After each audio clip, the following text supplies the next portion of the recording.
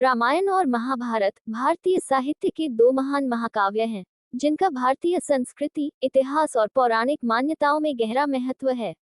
ये दोनों महाकाव्य अलग अलग युगों की कहानियां प्रस्तुत करते हैं और इनकी घटनाओं के बीच के समय अंतर को समझने के लिए हमें हिंदू धर्म के 4 युगों सत्य, त्रेता, द्वापर और कलयुग के सिद्धांत को समझना होगा। हिंदू धार्मिक मान्यताओं के अनुसार समय को 4 युगों में बांटा गया है। सत्य युग, इसे सबसे प्रारंभिक और आदर्श युग माना जाता है, जहां सत्य और धर्म का पूर्ण पालन होता है। त्रेता युग, इस युग में धर्म घटता है और अधर्म बढ़ता है। भगवान राम का जन्म और रामायण की घटनाएं इसी युग में होती हैं। द्वापर युग, ये त्रेता युग के बाद का युग है, जिसमें धर्म और अधर्म का संतुलन होता है। महाभारत की घटनाएं और भगवान कृष्ण का जन्म इसी युग में हुआ था। कलयुग, ये वर्तमान युग है, जो द्वापर युग के अंत के बाद शुरू हुआ। इसमें धर्म सबसे कमजोर अवस्था में होता है। रामायण त्रेता युग में घटित होती है, जबकि महाभारत द्वापर युग के अंतिम चरण में। चूंकि त्रेता युग द्वापर युग से पहले आता है, इसलिए इन दोनों महाकाव्यों के बीच के समय का अंतर काफी बड़ा है। युगों के अनुसार त्रेता युग की अवधि लगभग 12,96,000 वर्ष मानी जाती है। द्वापर युग की अवधि लगभग 8,64,000 वर्ष मानी जाती है। इसलिए यह माना जाता है कि रामायण की घटनाओं के बाद द्वापर युग शुरू हुआ और फिर महाभारत की घटनाएं हुई।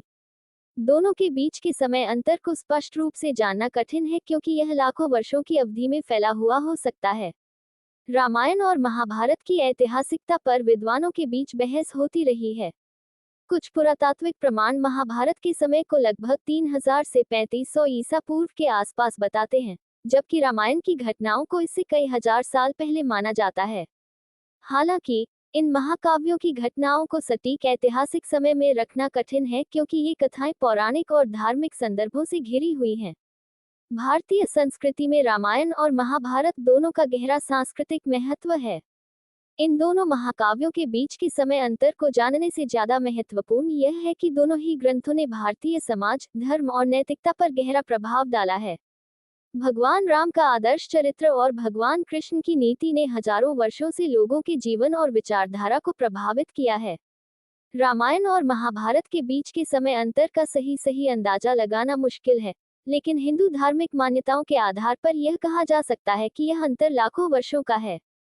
त्रेता युग में रामायण की घटनाएं और द्वापर युग में महाभारत की घटनाएं घटित हुई, जो ये दर्शाता है कि दोनों के बीच का अंतर काफी लंबा रहा होगा।